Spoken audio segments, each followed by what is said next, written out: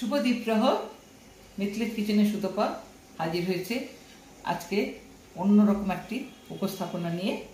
তো আজকে একটু সময়ের অভাবের জন্য একটু অসুবিধার জন্য আপনাদের সামনে কোনো একটা রেসিপি আমি তুলে ধরতে পারিনি।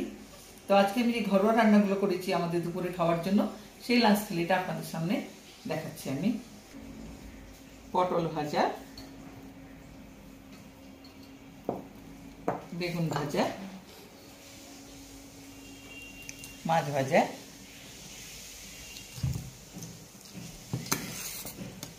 শুক্তো, আলু উচ্ছে দিয়ে শুক্তো,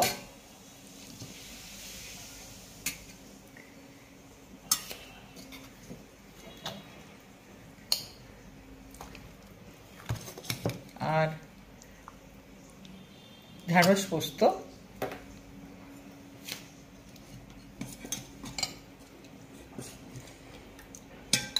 মিক্সড ডাল। এই ডালের মধ্যে রয়েছে ডাল, মুসুরের ডাল, ঝিঙে, মিষ্টি কুমড়া, আলু দিয়ে রয়েছে, আর চাটনি আর স্যালাড তো রয়েছে।